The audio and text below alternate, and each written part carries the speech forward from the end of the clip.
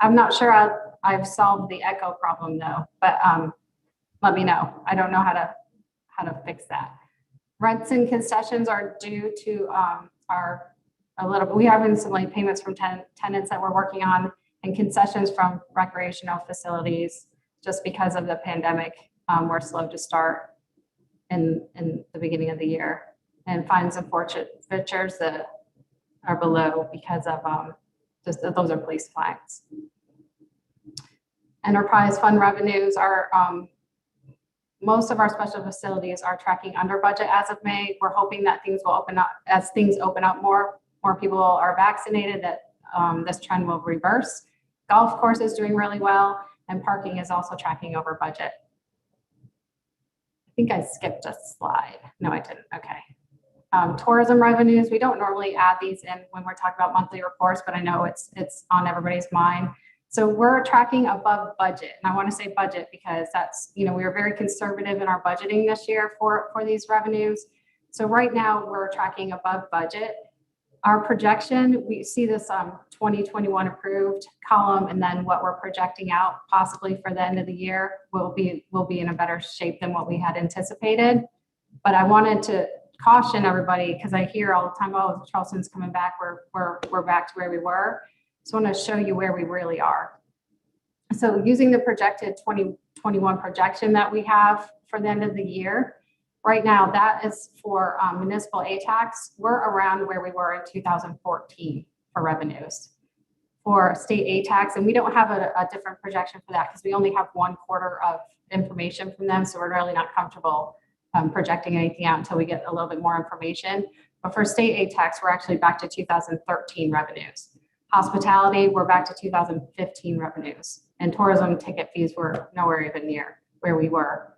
So we've lost years of growth, and we'll keep tracking this to see how we come back. But I just wanted to point that out, that at this point in time right now, we've lost years of growth in our revenues for tourism dollars. Yes. So Amy, when you've got this sale over here about projection next to approved, is that projection based upon how you are extrapolating where we are right now to where we should be ending up at the end of the fiscal year? Is that what you're telling us? Okay. Any other questions on that? Okay, so then we just did a graph of all major revenues. The blue line is 2019 actual revenues. The orange is 2020 actual. The mustard color is 2021 actual to date, and then our 2021 budget numbers. And so right now our 2021 actual is right at our 2020 actual. So, 2020 was a pretty bad year for us. So the fact that we're tracking the same as 2020, I just wanted to point that out to everybody, that we're coming back slowly, but we're not back to where we were. So like I said, I just want to caution as to the expectation that we're back to normal. Most revenues are tracking better than we thought, but we're tracking right now where we were in 2020, and I showed you what we had for the tourism revenues. Expenditures are also tracking under target. However, remember that we had a slow start, and now that we're operating more normally, we're expecting expenditures to pick up, and we are seeing that, especially with the summer months. We're entering the summer months, and then we always have to worry about storms as well. So we just need to be cautiously optimistic. So it does show that we're turning, but I think it's going to be a slower return than we would all like it to be. Any questions on that? Okay. So the American Rescue Plan Act, ARPA funds, aka stimulus funds. Payments they're made in 2 tranches. First half is 60 days after enactment. We have received our first tranche, or our first payment, which the mayor told you is $10,546,427.50. So we don't want to forget the 50 cents. And then we'll get the second half a year later. So we received that in June. We'll get the second tranche in June of 2022. The period is covering March 3rd, 2021 to December 31st, 2024. We can incur costs up until December 24 or December of 2024, but it all must be expended by December 2026. And if it's not, then we have to return the funds. We cannot spend funds on any pension deposits, and you cannot use it as a non-federal match for federal programs. There's 4 main categories. It's responding to COVID-19 or a negative economic impact, premium pay for eligible workers, for government services to the extent of the loss of revenue, and investments in water, sewer, and broadband infrastructure. Just a little bit of detail on what those 4 categories are. So COVID-19 or negative impact, to respond to the public, health emergency or its negative impact, mitigation and prevention, medical expenses. I think we've kind of been through this before. Negative economic impact is assisted households, small businesses, and nonprofits, hardest-hit communities, loans, grants, and in-kind assistance.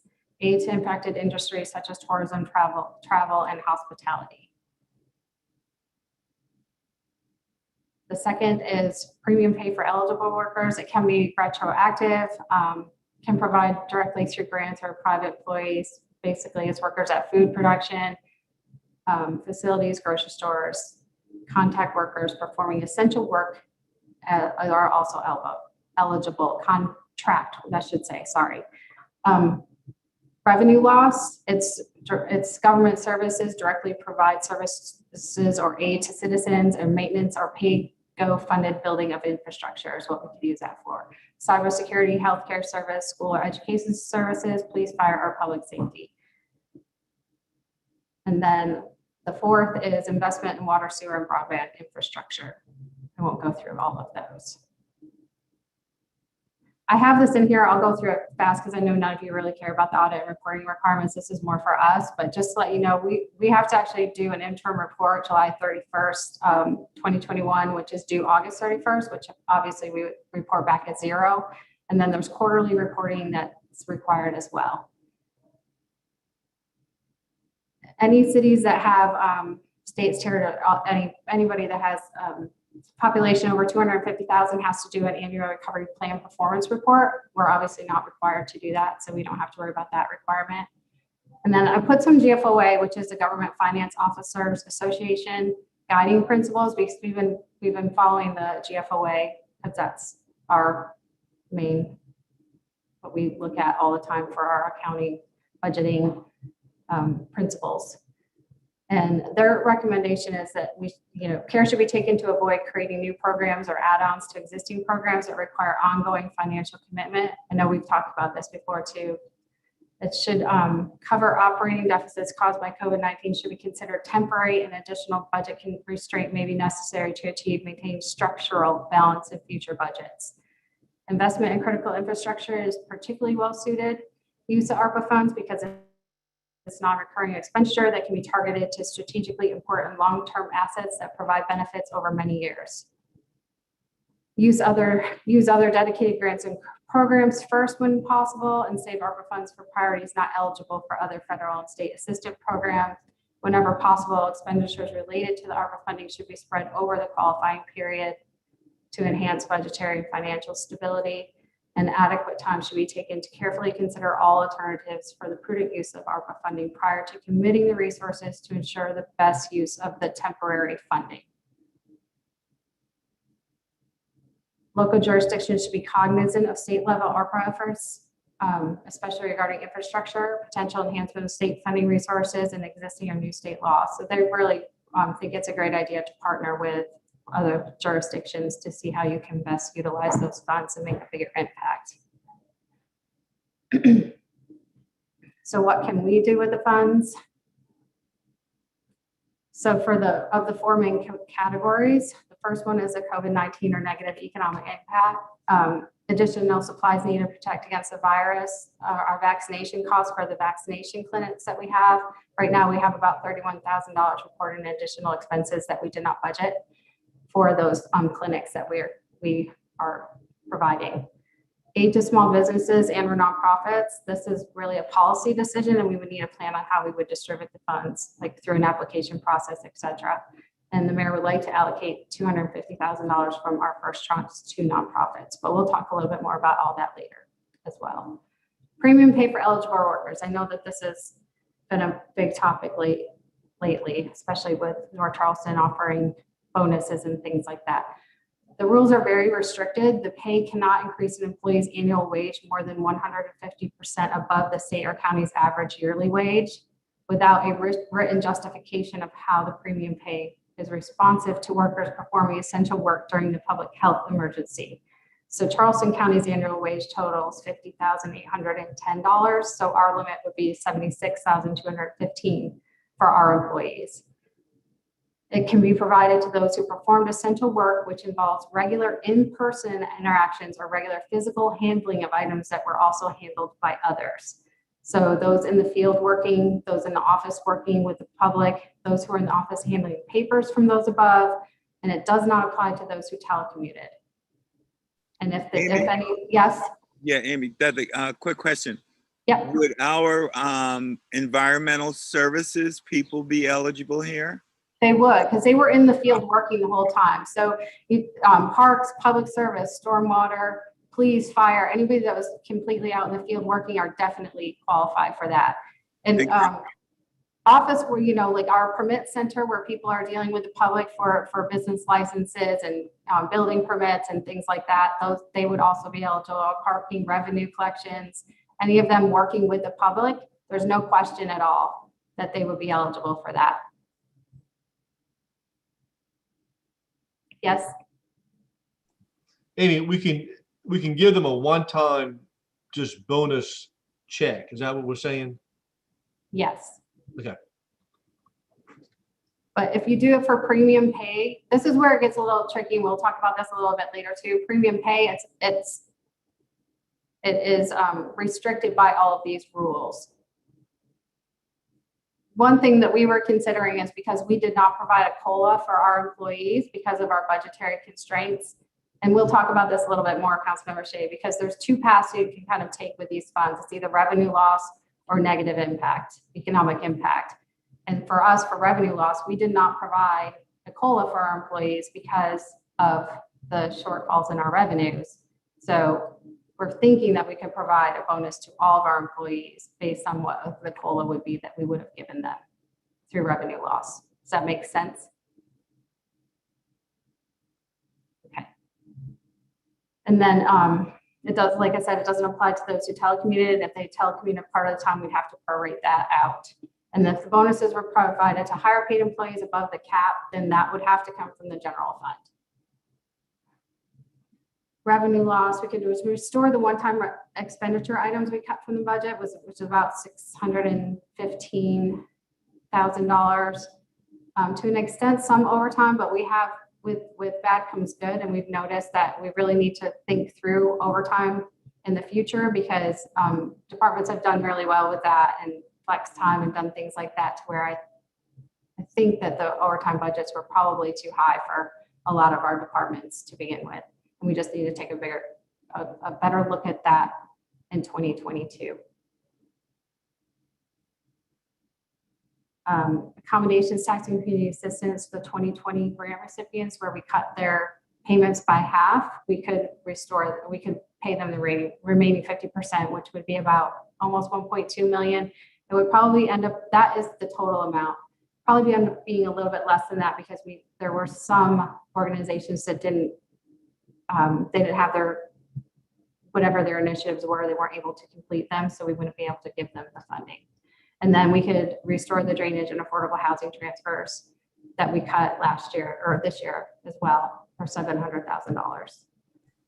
So there's a process for revenue replacement for the revenue loss section or part of this. You have to look at the past 2019 base year revenue and recipients' average annual growth of the past 3 fiscal years. We did that calculation. The default to that is just to use a 4.1% growth rate instead of looking and actually calculating your specific city's growth rate. Then multiplier applies to the revenue collected in each calendar year. So every December 31st, we have to do this calculation just to make sure that we're experiencing the losses that cover the amount of the stimulus funds we were given. And then compare projected growth revenue to actuals collected. And if actual exceeds, then collection is 0 for that year, and we'd have to give money back. Amy, I think Councilmember Shade had his hand up. Oh, I'm sorry. I think you're answering this, but if you go back to that prior slide. So Amy, as you showed that we cut like fire and police by whatever those numbers were, is what you telling us here is that not only can we restore what was cut, but we can use some of this $10 million to give them some of the things that not only did we cut, but we did not budget for them as well. No, not anything that we didn't. Well, if we cut it from the budget, and we'll get to that. We had very specific things that we cut from the budget from all of the departments that we could restore because it's revenue loss. We weren't able to do those things that they requested in the budget because of our revenue situation. So that would be part of that, of the 615,000, the first bullet there, Councilmember Shea, that is part of those one-time expenditure cuts that we did for all of the departments, not just police and fire. Right, but what I'm asking is, and make sure I understand, not only did we cut, but we didn't budget some of their other requests that they wanted as well. I mean, in other words, in a normal year, our budget would have grown by, I forgot what that percentage was, and they would have gotten not only their 2019 budget, but they would have gotten a 2019 budget plus, because we were just projecting. Right, that's what that $615,000. There were other things that they wanted to add to their base budget, but that would not be one-time expenditure. So that isn't included in this number, but the one-time initiatives that they were requested, that's part of that $615,000. Okay, I think I understand. Okay. Okay, so going back, we calculated our growth rate. So like I said, the standard growth rate that they said you could use, which is based on CPI, was 4.1%, but we actually went back and calculated what our growth rate was, and it's 13.17%. So taking that with our 2020 actual revenue, our kind of factual revenue, taking into consideration all the growth, that is our revenue loss formula right there, per the formula, because taking into consideration all of the growth that we've lost. And as I showed you for the tourism dollars, because this takes into consideration all funds, not just the general fund. So that is what our growth rate would have been, 13.17%. We went back and calculated it at just the 4.1% as well, just to make sure that we wouldn't be below the amount that we were given at the $21 million that we were given. And we're still at the 4.1, well above that. So we're good in terms of not exceeding what stimulus funds we were provided. Does that make sense? Sort of, kind of? Yes. Okay. Any questions? I will tell you that our budget director went through and did this whole entire calculation on her own. And then the day after, the GFOA came out with a calculation for us. So she did it, and then they came out with a calculation, and it was exactly the same. So we're good to go. Amy, this is Carol. Is there like some sort of time deadline or time frame when we have to decide which growth rate we're going to use? No, we do the same calculation every year, Councilmember Jackson, based on the revenue from the most current year. So every year we're going to have to do this until we spend all the funds, just to make sure that we're not receiving more in stimulus funds than the loss actually was. Good. So, Amy, since we're receiving only 10.5 million this year, which it's a lot of money, and next year, but it's a lot less than 99 million total. Does it really matter that much? I mean, in other words, if you go the revenue loss route, we got plenty of coverage. We'll never make it up. Yes, even with if we just use the standard 4.1%, we'd have plenty. We'd be in good shape. Okay, thank you. Okay, so then this is which path should we take? This kind of what I was saying with revenue loss. Sorry about that. It's very touchy mouse today.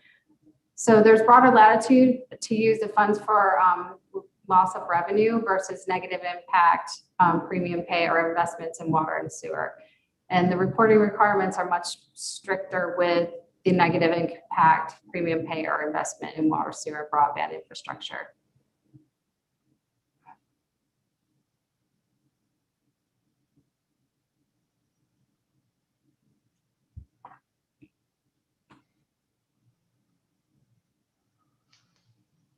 And can you do a mixture of both, or you got to pick one route or the other? You could probably do a mixture of both, but it's probably fine to do that. I feel like most of what we would use it for, we could justify as revenue loss based on our discussions anyway. There might be other things that we decide to do that wouldn't be, but for the most part, a lot of what we haven't been able to do has been because of revenue loss. So Amy, we could do some form of premium pay and attribute that to revenue loss, because if we hadn't had revenue loss, we probably would have done some kind of a COLA or something like that. Right, and that's what I was saying. It wouldn't be premium pay, it would be actually because of revenue loss. So whatever the COLA was that we would have given employees, we could look at it that way. But I have more slides on all of that later as well. Any other questions? Okay, So which path would you recommend? revenue loss. That's okay. So then utilization should just be a collaborative decision, but do we want to use it for revenue loss purposes or negative economic impact? Revenue loss is, like I said, most flexible, but we should not utilize it for initiatives that will require future resources as it's temporary revenue. One-time expenditures is the best use of the funds unless we identify a revenue source to cover those expenditures in the future.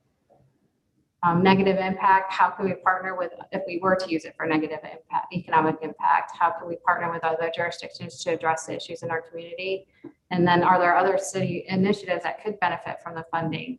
And some of the things we thought about was the incubator site at the James E. Lewis apartment building, the navigation center for people experiencing homelessness that we were planning on doing, and revenue loss allows for maintenance or pay-go funded building of infrastructure. So I feel like those two would fit into that category. And both of those projects meet the criteria of serving disadvantaged communities. But then remember too, that those initiatives will require future economic resources that will need to be budgeted. Any questions on that? Okay. Second tranche, there are talks of taking local government second tranche away and funding the infrastructure bill with those funds. We're watching it very closely. National League of Cities and U.S. Conference of Mayors are heavily fighting against this happening, but there is a chance that could happen. I don't know, Rick, you could talk more about that, but I don't think it will. I don't think it will. I mean, I think there was such a fight to get this thing funded the first time. I think if the president would probably veto it if they try to take it away. So, I think that's right. but we're, there's a weekly meeting with the U.S. Conference of Mayors that I listen into. So we're staying up to date on that. I think Rick listens to it as well. So plan for the second tranche. Like I said, we have to update and document our revenue loss for 2021, depending on how we decide to use it. If the calculation still shows a continued loss of revenue trend, we can use those funds for revenue loss purposes. And we will have to continue to document our losses every year until all of the funding is spent. And then a plan on how we use these funds should be developed now while we are thinking about tranche one funds. Our funding is limited. You're hearing a lot of great things that other cities are doing, but they also got hundreds of millions of dollars. So it's hard for us to be impactful in the community with the limited funds that we've been given. And it's easier to identify internal city initiatives. Which path do we want to take for the funds? Revenue loss, it's easier to report. Negative impact, it's more reporting requirements and justification that we are using the funds appropriately. Maybe a collaboration meeting with all the department heads would be beneficial to identify areas most in need of the funding. Cities with 250,000 or more in population have to develop a recovery plan performance report annually. And while we're not required to do that, that might be an effective tool for us to use to document how we plan to use the funds. And then possible considerations. Revenue loss provides the greatest flexibility in spending the funds. The recommendation would be to follow this path. this was kind of something that we just came up with, the bonuses to employees in lieu of the COLA we could not fund. And that's a high number. That would just be if we gave everybody a 3% bonus based on what we would, it could be less or more than, or not more than that probably, but less than that. Drainage and affordable housing transfers, the one-time expenditures I talked about before, the grant applications for the 2020 accommodations tax and community assistance, the grants to the nonprofits, and then because we could not fund the community assistance grants like we normally do, or the ATAX grants this year because of the revenue losses. So that would be part of a revenue loss calculation, I feel. And then right now we only have $31,000 for that's basically for the vaccination clinics we're doing. We'll probably have more expenses by the end of the year, but that was just a number that I had for right now. So that's all $5.7 million. We reached the first tranche, the recommendations from above, that would leave $4.78 million. Second tranche would be 10.5. Remaining funds would be $15.3 million. So you can use the remaining funds for one-time expenditures in the 2022 budget, can be used for pay-go infrastructure projects like the James E. Lewis Incubator Site, Navigation Center. It also can be used for underfunded and unfunded projects that meet the spirit and intent of the funding. So we're right now our Ashland River Crossing pedestrian bridge is a little bit underfunded, not the match part of it, but the project itself is going a little bit over budget. And then the suggested meeting on the previous slide would provide citywide perspective to discover the most impactful way of utilizing the funds.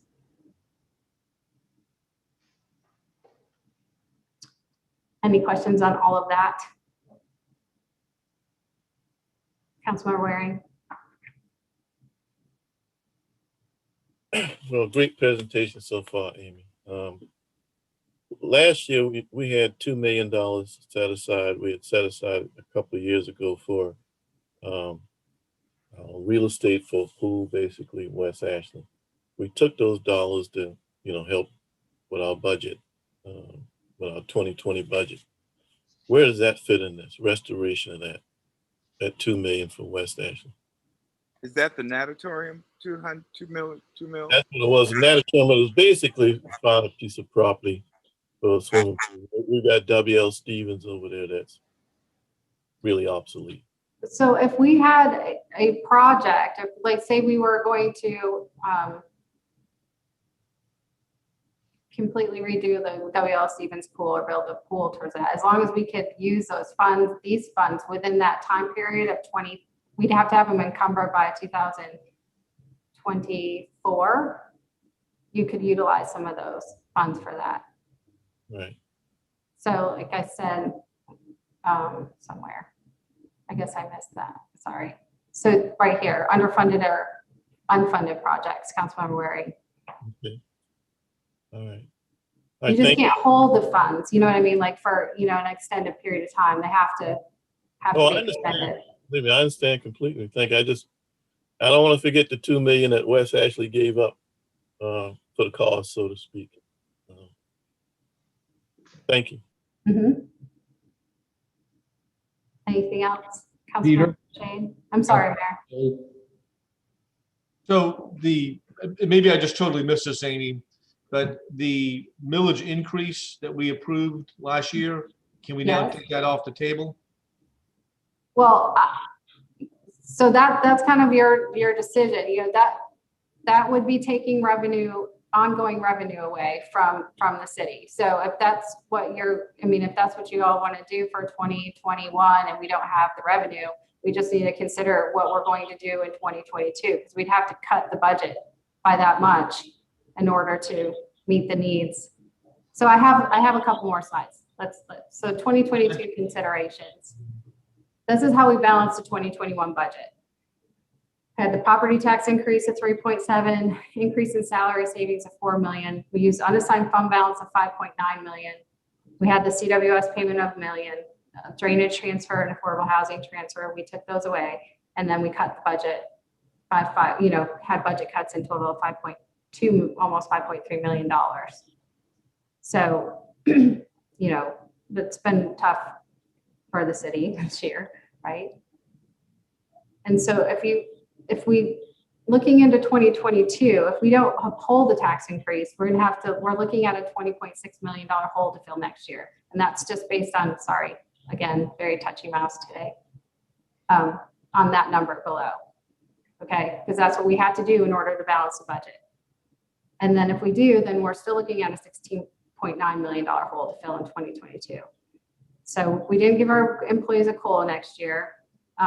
We're not going to be able to, if we did a hiring freeze, we would still need to reduce the salary savings. We could not do 7 million again because both police and fire have less attrition and they're hiring consistently. So we're not going to be able to even meet that salary savings goal. We wouldn't be able to do that next year. So we'd have to back that down a little bit. And we really should not use fund balance again in 2022. So those are kind of the issues that we're going to face in 2022. If you choose to do this, the property tax, then that's just, we just have to figure out how we're going to fund that the following year. But Amy, that's based on a estimate of projected tax revenues that we don't know what they are yet because we don't know what the property tax values are going to be until probably the fall. Is that correct? That is correct. Yes. And just keep in mind too, the $5.9 million in fund balance that we budgeted, hopefully if we were to have a surplus at the end of 2021, that would mean we did not have to use that fund balance. Councilmember Waring. Thank you, Mr. Mayor. Amy, I enjoyed your comments in the paper this weekend when we were talking about the big real estate sales and how that's going to impact, municipal budgets. But, City of Charleston enjoyed some very good real estate sales. In your projections, have you considered that at all? We don't have assessments yet from the county. We won't get that till September or to the end of August. So when you get that from the county, how will that affect I don't believe they'll be down. When you get that from the county, how will that affect this proposal? So for me, as your CFO, I would never recommend that we take that property tax increase away. I mean, I understand what everybody's saying, but we have a lot of needs in the city, and we have 3 fire stations coming online, or at least 2 that will be brand new in the next 3 years. We're going to need that property tax revenue to cover the additional costs that we're seeing coming down the line. So that wouldn't be my recommendation. And I understand if we do have a surplus, that's super great, but we still don't know that until the end of the year. So it's hard to say, okay, well, what if we had a big hurricane in October or September after we set the millage rate? I mean, you just never know what will happen. I understand all of that, Amy, but I mean, after you get that information from the assessor, what information in that will, I guess, will be accretive to the bottom line to the city with for example, a $74 million apartment complex that's sold across from the jail. How will that affect the city's budget? I can give you a dollar amount now. So the sale would no longer, that wouldn't have the cap to it anymore. So we would have increased property tax, the amount would be more than it would have been. And so, I mean, we probably would have a surplus in property taxes. We typically do every year, usually it's around probably $2 or $3 million in surplus in property taxes annually, maybe a little bit less. Kathy could answer that probably better than me. So, I mean, it's not, with the way that we budget, we didn't really cut property taxes because that hasn't been affected by the pandemic. I don't know that we are going to have a sweeping huge surplus in property taxes just based on how we budget. Yeah, I wasn't looking for an answer at this moment on that. I just want to see when you get some information from the assessor, do we need to maybe circle back?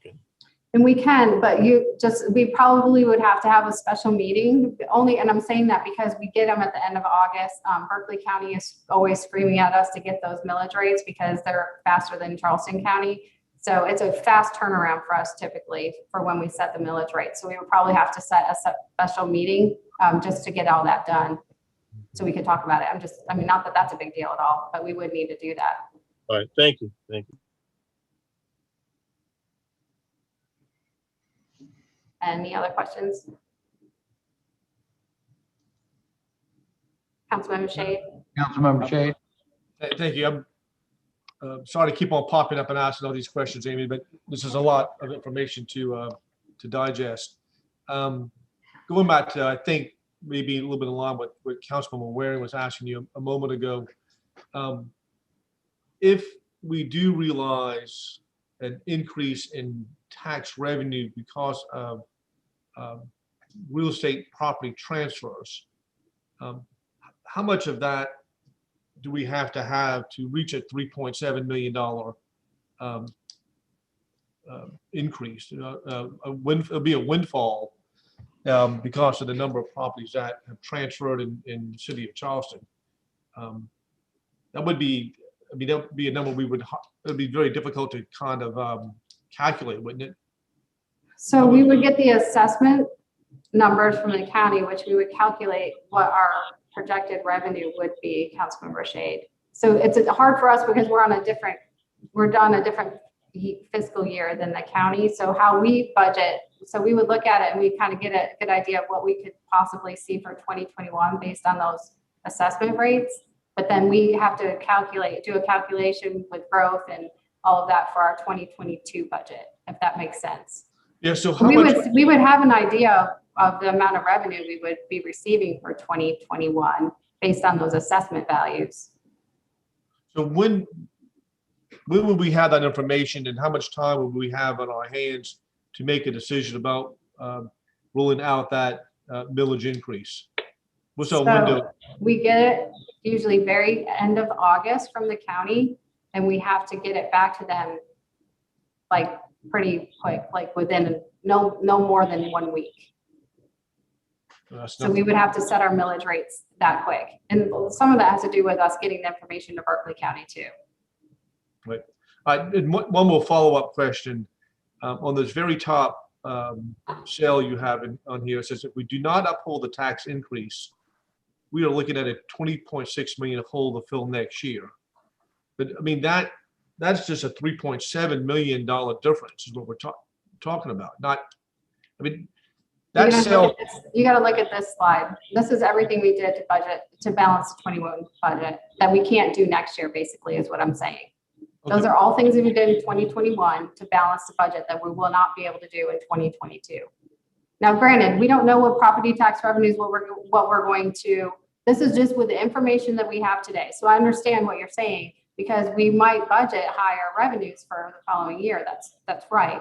However, remember, we cut our budget significantly also in 2021. So at some point we need to start restoring those budgets to our departments as well. So I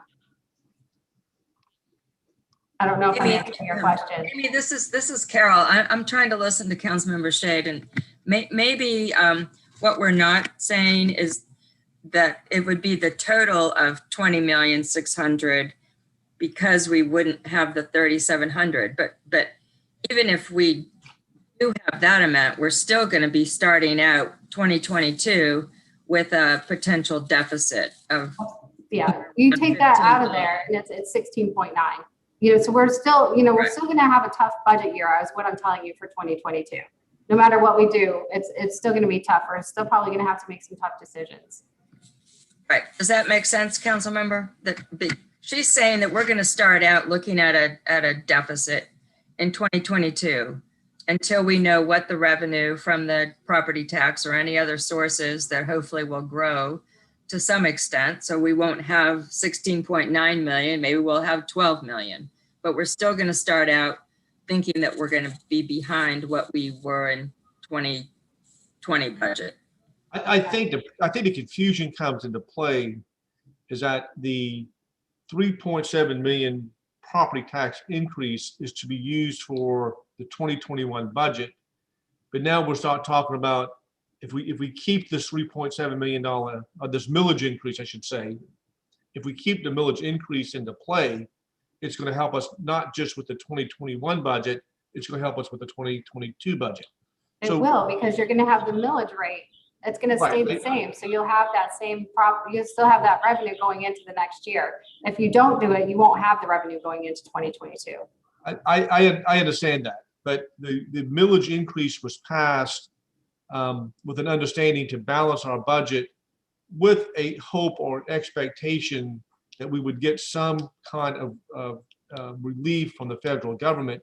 And that was the promise we made to our constituents. So we've got to look at this from just the 2021 budget first before we move on to the 22. And I got it. And I understand your analogy here and how this is going to impact us in future budgets.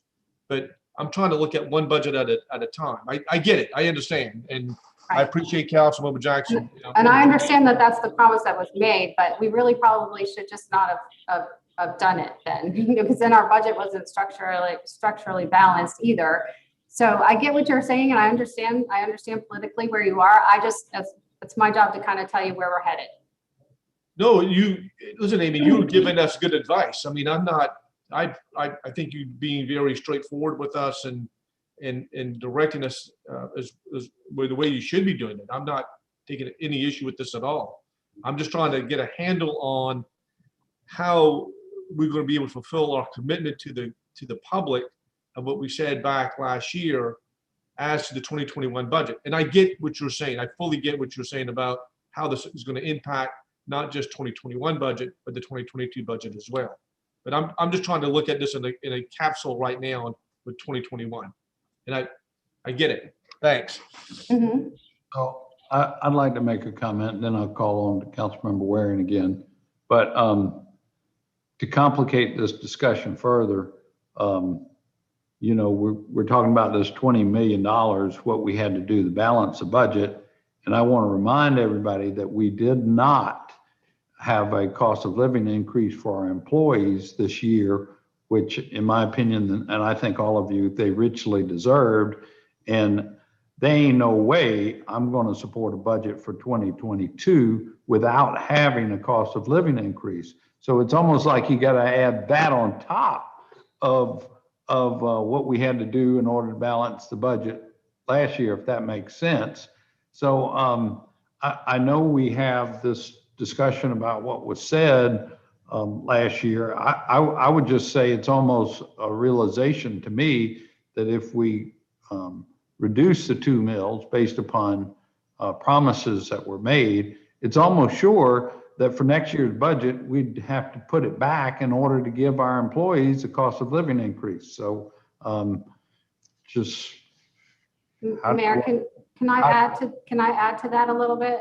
Yes. Based on our HR committee meeting. So I didn't put any of that information, Councilmember Jackson as well, in the slides because it's already 57 or however many slides long, and I didn't want to do that to all of you. But that's another thing, Councilmember Shea, that we need to discuss because our attrition rate is pretty high right now, not for sworn, but a non-sworn.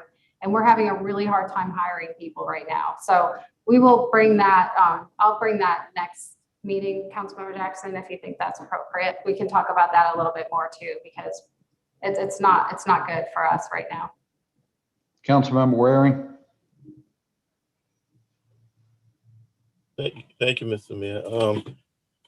Listen, I always thought this was going to be at least a 24-month slog. I mean, I didn't think this was going to be, 12 months and hoping a prayer and the economy would be back in Charleston. I mean, it's coming back, but coming back a little slower. If you speak to the hotels and the restaurateurs. That said, this is on another subject, but there's $2.5 billion in Columbia that they're going to be deciding on how to divvy up and split up between late August and September. Mr. Mayor, anybody on this Zoom meeting, is Charleston asking for any of those dollars? I mean, City of Columbia, City of Greenville, I mean, they're Myrtle Beach, they're in there battling to get part of that $2.5 billion. It's one-time money. Do we have any lobbyists working on behalf of the City of Charleston to get any of that money? The answer would be yes. We're checking what the eligibility will be of those funds.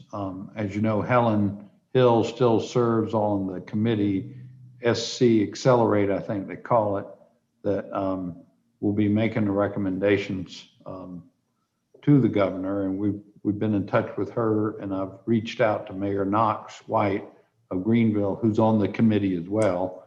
And we haven't applied or asked for anything specific yet, but we're checking what we can ask for. I actually hope we would consider even hiring a lobbyist. So Charleston needs would be being made when they meet, let's put it like this, on a regular basis when they meet. That's what some of the other, as I understand it, cities are doing. So I would, we can talk about this on the outside of this meeting, Mr. Mayor, but I think we need a strategy to put our needs. Good to know people on the committee when that time's come, but I mean, we need to have our list of what we like to have, and hopefully get in there and get some of that money to come to some of that 2.5 billion to come to Charleston. The governor said that the money could be transformative for the state of South Carolina. He's right. How often do you get pretty much 2.5 billion, almost unrestricted dollars? So I think we need to develop a strategy and get some of that money in here. Thank you. I'm not going to disagree with that.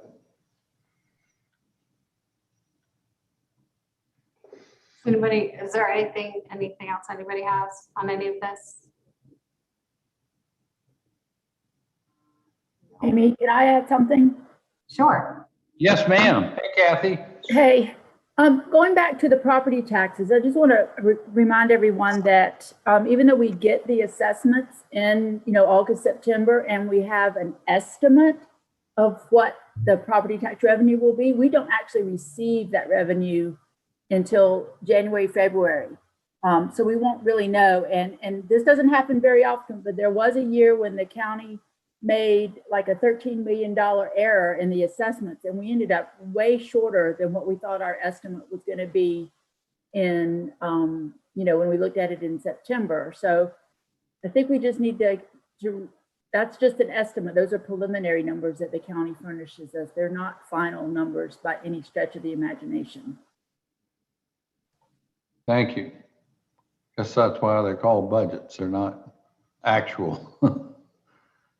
Councilmember Appel, you're awfully quiet. I'm just soaking it all in. Yeah, no, it's there's a bit to it, isn't there? All right. So moving forward, like I said, we'll be scheduling our monthly ad hoc meetings for the clerk's office. And we will send those to you. There's a couple months that we'll have to have 2 meetings like we did usually in September, October. So hopefully, I just know it's hard to schedule everybody. So let's make sure, Amy, that we schedule August meeting prior to our city council meeting, just in case with all this discussion, we come up with some recommendation that we'd like to present to council. Okay. Yeah. Councilmember Jackson. Thank you. I just piggybacking on Councilmember Waring's conversation topic about the state funds, the one time.